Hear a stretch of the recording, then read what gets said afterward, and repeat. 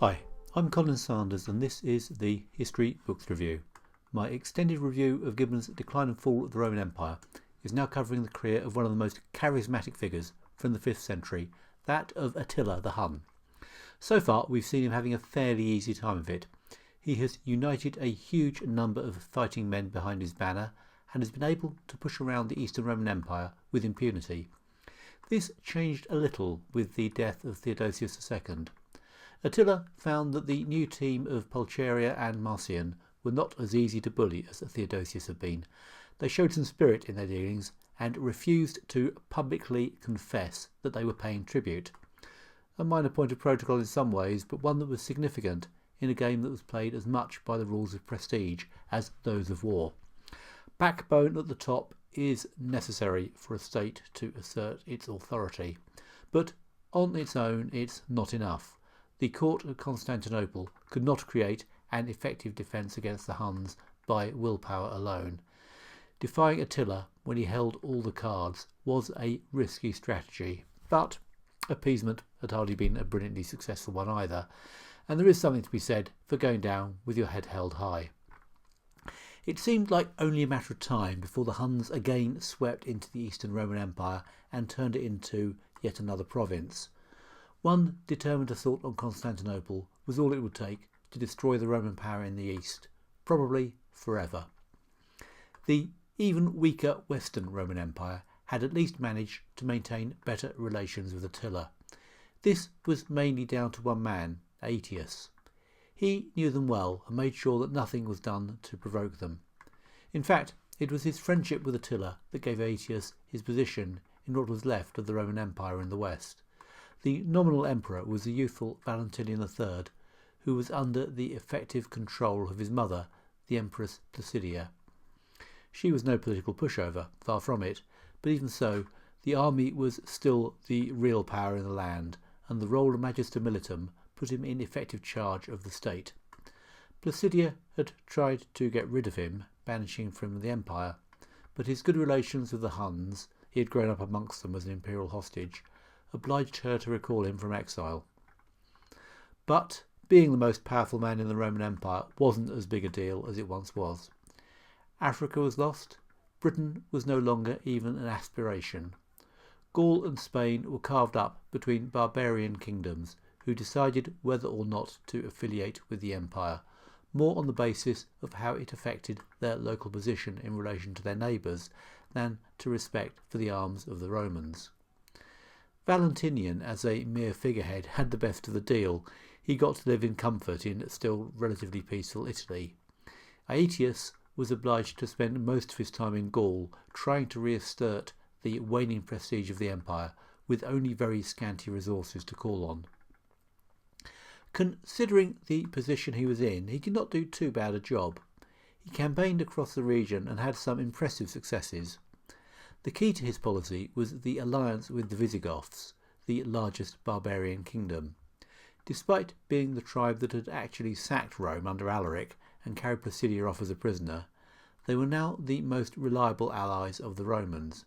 Not that being the most reliable allies of the Romans necessarily made them all that reliable in this setting, but there was at least the fundamental interest that they had in preventing any other group of barbarians establishing a kingdom that was powerful enough to threaten their own. They would therefore normally be willing to supply the muscle in any fight that Aetius might pick against, say, the Franks or any other potential rival. The other group that Aetius could to some extent rely upon was a large colony of Alans who had settled in the middle of Gaul at the invitation of the Romans. These were steppe nomads, basically not that different to the Huns. It might well have been questioned who might claim their allegiance in the event of an invasion of the empire by Attila. It might also very easily be questioned whether the original occupants of the lands on which they settled would have been able to tell the difference between an official settlement and an out-and-out invasion. Indeed, we don't know the details of how we got there. It isn't inconceivable that the Alans simply turned up and occupied the area and the settlement arrangement was made after the fact.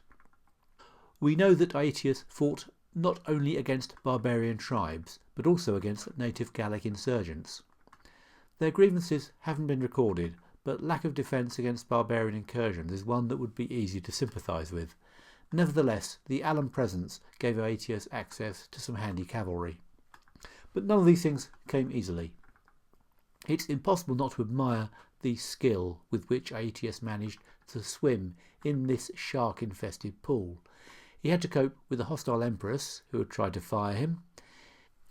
He had dealings with violent barbarian enemies and violent barbarian allies who could turn from one to the other without any warning.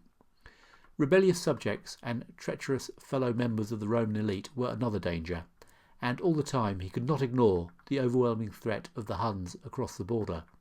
His to-do list must have looked like nobody else's in history. Top of the list was keeping the Visigothic kingdom on board.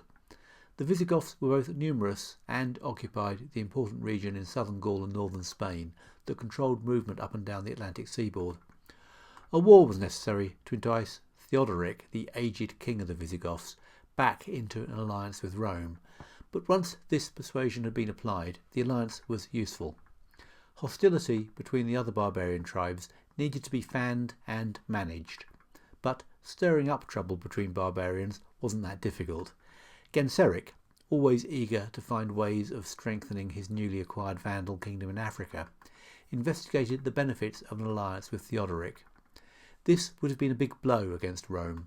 It got as far as arranging for Theodoric's daughter to marry Genseric's son, but Genseric suspected the Gothic princess of trying to poison his son, so he cut off her nose and ears and sent her back to her father. This was likely to upset even a hardened and ruthless barbarian. Theodoric was furious, and preparations for a Gothic invasion of Vandal Africa commenced. Genseric already had his hands full with a threat of military invasion from the Eastern Empire. A concerted attack with the Goths and with support from the Western Empire would quite likely have finished him off. But he was saved by the unexpected. Attila seemed to be on the point of attacking the East again, but he was nothing if not unpredictable. Instead, he launched a full-scale assault on the West. Diplomacy by Genseric may have played a part, but he also had the most remarkable pretext for military action that anybody has ever come up with. He was in love with a Roman princess. He wanted to marry her, and he demanded half the empire as her dowry. We haven't seen this lovelorn romantic side of Attila yet, so let's have a bit of background. You might need to pay attention, it's a little complicated, so maybe get a sandwich.